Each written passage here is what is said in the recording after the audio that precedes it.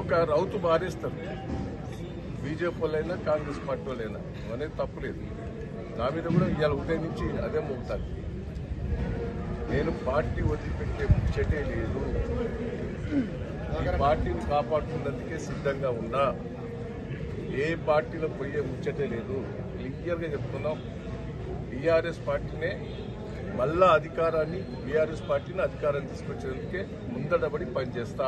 కార్యకర్తలకు ఈ కష్టకాలం నేను ఎన్నో చూశాను. ప్రతిపక్షంగా చాలా మంది ప్రతిపక్ష ముఖ్యమంత్రులు కూడా చూశాను.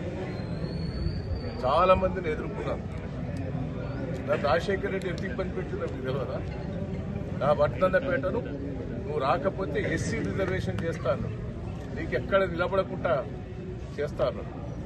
పోతామయ్యా, నేను పోలే.